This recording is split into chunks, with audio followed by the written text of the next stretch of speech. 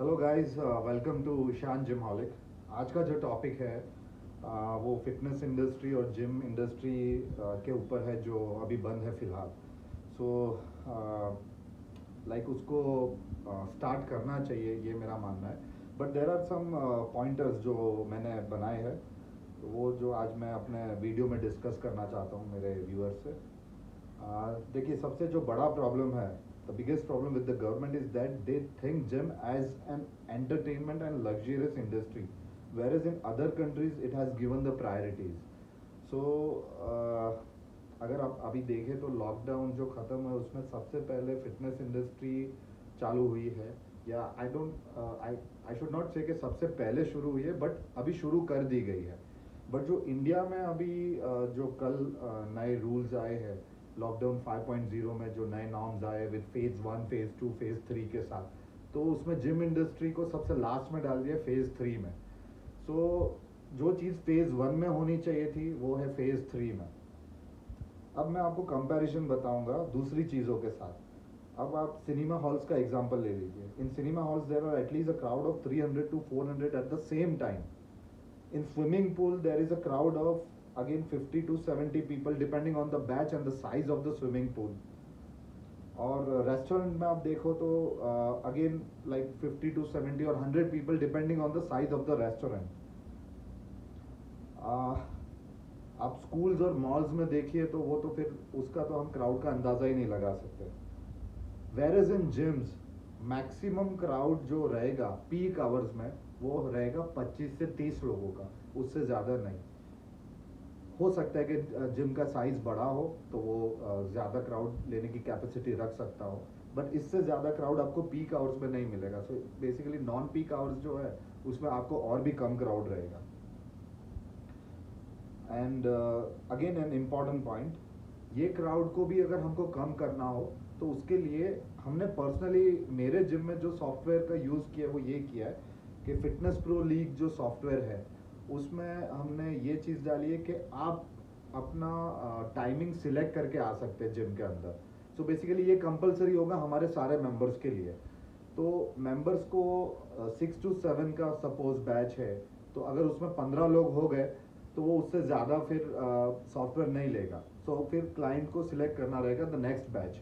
सो अब at the same time हमारा peak hours में क्राउड जो 25 to 30 होता था वो भी हमने हाफ कर दिया, 50%। एंड आई वुड रिकमेंड कि इंडिया में जितने भी जिम्स है वो इस सॉफ्टवेयर का यूज़ कीजिए।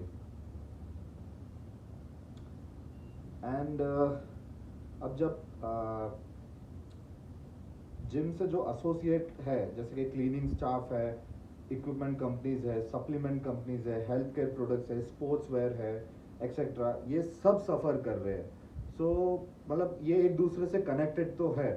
सो बेसिकली अगर जिम्स चालू होता है तो ये सारा भी मतलब इनका भी एक सोर्स ऑफ इनकम जो है वो साइकिल चालू हो जाएगी। एंड अब करते हैं हाइजीन की बात। तो I don't think anyone in any industry maintains the level of hygiene that fitness industry keeps.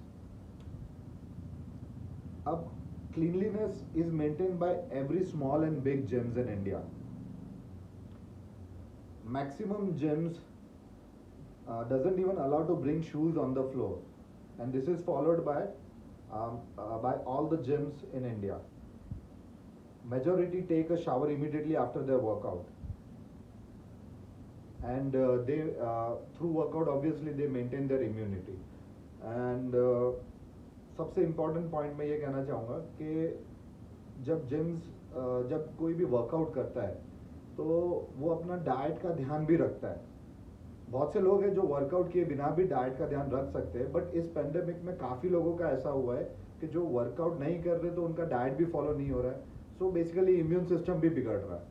So workout चालू करने के लिए ऑब्वियसली आपको जिम स्टार्ट करने पड़ेंगे।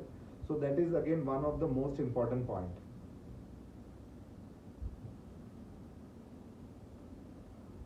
अब कुछ समय के लिए स्टीम बाथ, इंफ्रारेड सोना, ये जितनी भी चीज़ें इसको बंद रख सकते हो जब तक ये पैंडेमिक ख़त्म नहीं हो जाता।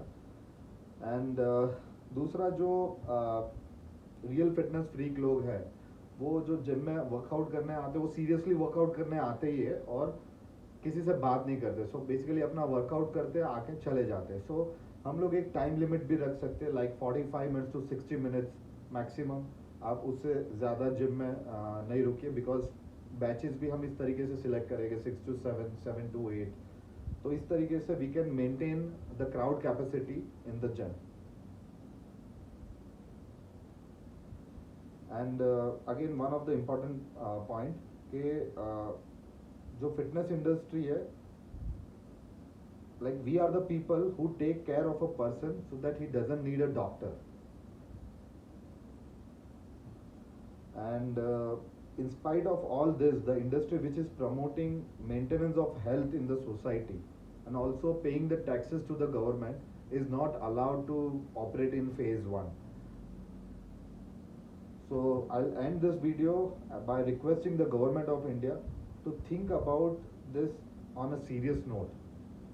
If others can operate with norms, then we can operate better than them.